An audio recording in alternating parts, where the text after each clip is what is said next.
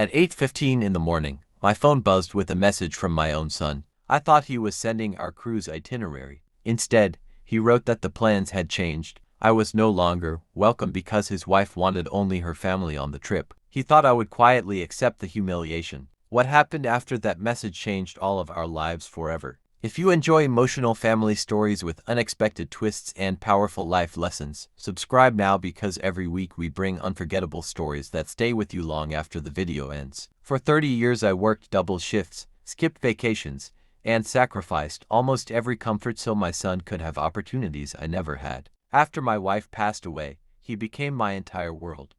When he invited me on a family cruise for his anniversary, I felt proud because I believed all those years of sacrifice had finally brought us closer together. I packed my suitcase, bought new clothes, and even prepared a small surprise gift for the couple. Then, on the morning before our departure, a single message shattered everything I believed about family. The text was painfully short. Plans changed.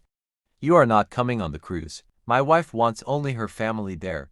At first I thought it was a joke. I called him several times, but every call went unanswered. Hours later he finally replied with another message asking me not to make things awkward because this decision was already final. I stared at my phone in complete silence. The house suddenly felt colder than it ever had before. That night I barely slept, replaying every memory of raising him and wondering how our relationship had reached this point. The following morning I walked through every room of my home. Each wall held memories of birthdays, graduations, and family dinners. Then I remembered something important. Although my son lived elsewhere, he still depended on me financially. I paid several bills connected to his business, and I had postponed selling the family home because he always said he wanted to inherit it one day. For years I believed I was protecting his future. Standing alone in that quiet house, I realized I had forgotten to protect my own. Instead of arguing with anyone, I met with my financial advisor. Together we reviewed every payment I had been making on behalf of my son.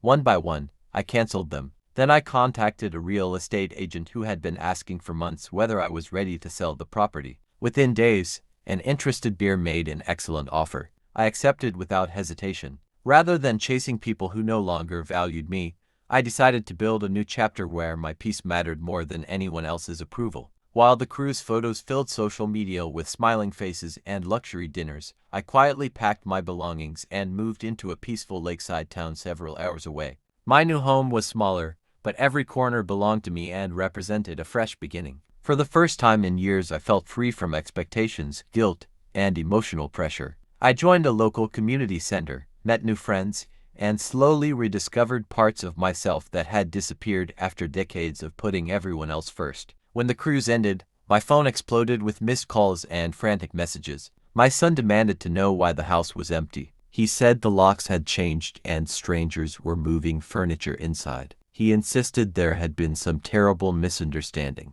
I calmly explained that there was no misunderstanding at all. Since I was apparently no longer considered family when it mattered most, I had chosen to stop living my life around people who treated me like an inconvenience. His wife tried to blame everyone except herself, but the truth was impossible to ignore. My son admitted he had known about the decision all along and chose silence because he did not want an argument before the vacation. That confession hurt more than the original message. It was not the cruise that broke my heart. It was realizing that respect had quietly disappeared from our relationship long before that day. My decision had never been about revenge. It was about reclaiming the dignity I had slowly surrendered over the years. Months passed before my son asked to meet. He arrived without excuses for the first time in his life. Instead of asking about the house or the money, he apologized for confusing love with obligation. He admitted he had allowed someone else's approval to become more important than the parent who had sacrificed everything for him. I accepted his apology,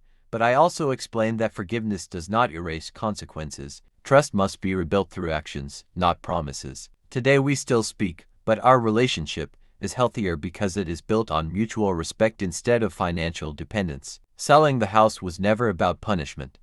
It was about learning that kindness should never require sacrificing your self-respect. Sometimes the greatest act of love is refusing to let people continue taking you for granted. Losing a house can be replaced with another home.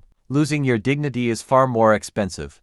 If this story teaches anything, it is that real family values respect before anything else, and karma often begins the moment someone finally chooses themselves. Some people think karma is revenge. It is not. Karma is the moment someone finally stops accepting disrespect. The greatest lesson I learned was simple. Never sacrifice your self-respect to keep people comfortable. If this story touched your heart, leave a comment with the word respect, and remember to like, subscribe, and share this story with someone who believes family should always value respect over convenience.